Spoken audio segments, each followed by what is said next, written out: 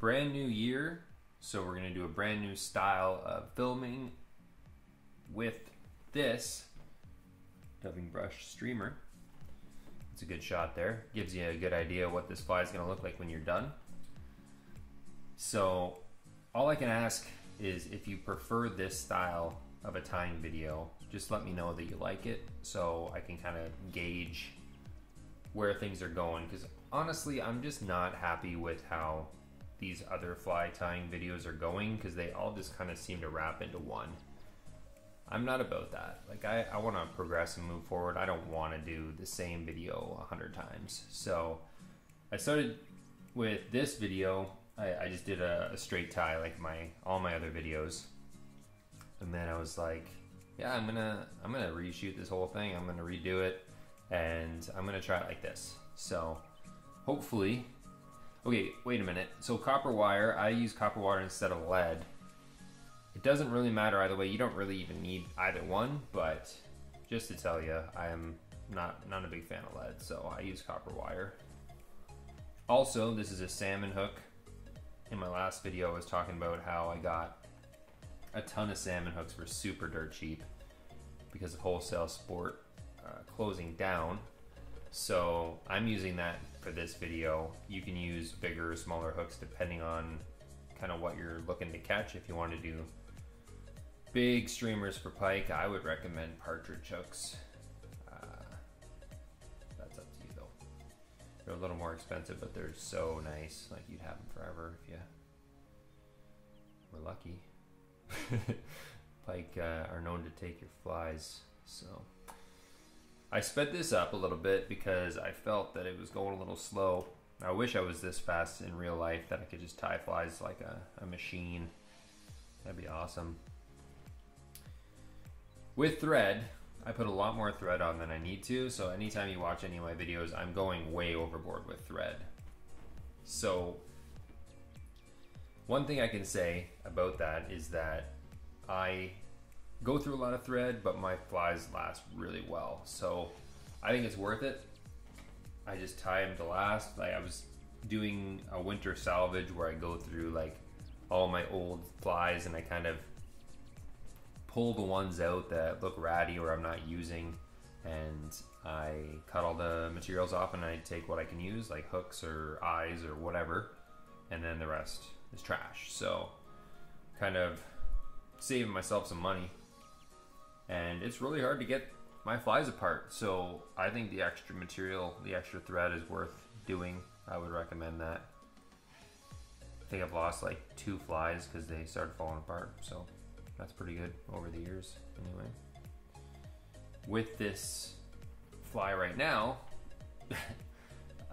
you don't need to put this tail on.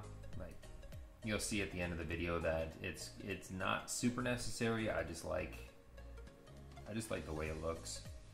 So it's up to you. If you don't have this, I wouldn't say you'd have to run out and buy this before you make this fly. You can make it without this. It's up to you. You can actually use rabbit strips as well. It won't change the appearance all that much, so it's up to you, whatever you have.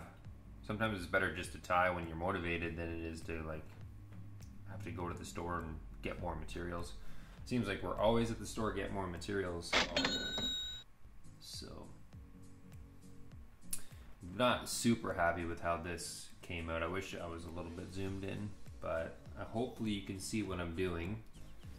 Just tying on my dubbing brush now, and then we'll go from there. I actually got a calendar, like a fly fishing calendar, for Christmas, and I was thinking maybe I would put all my days that I fished on there, so at the end of the year I can look back and see how many days that I fished. Last year I fished more than I fished in probably the last 3, and I'm still super unhappy with it. Like I started making videos again, which I was really happy about because I feel that I haven't really been focusing on that too much. But for me, fishing and videos kind of go hand in hand. I just enjoy both, and I kind of just enjoy, you know, remembering the fish that I caught, I guess. So yeah, I didn't feel super happy with how the filming came out either. So this year I'm going to work a lot harder on that, and I'm going to try to be out there more doing this so I can have more to work with, because last year it was decent. I was really hung up on pike last year though. I really wanted to just fish for pike. I just want to catch like 20 plus pound pikes. I'm not even close to that. I wish I could catch those fish, and that's what I wanted to do last year.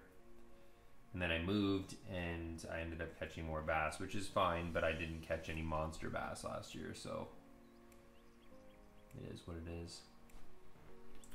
This part here is not necessary. You could actually bring the dubbing brush forward a little bit more, put some eyes on there. You don't need to do this. I like it with the collar around it, so I'm just showing you that. I was gonna actually do like an alternative ending where you could put the eyes on and I'd show you how to do that. I just didn't know how necessary that would be.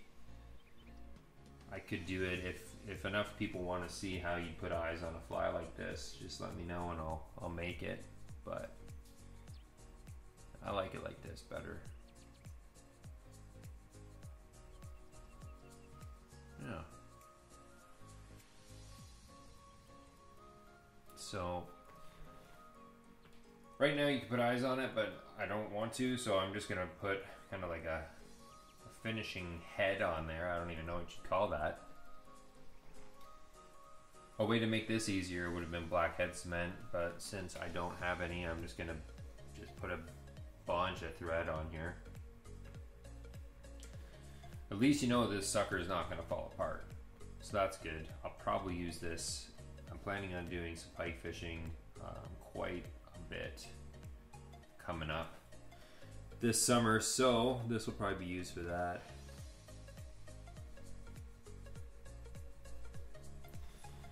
I'm going to tie this off here, and then I'm going to show you what the fly looks like wet, because it does not look anything like that. I think it looks actually a lot better when it's river ready.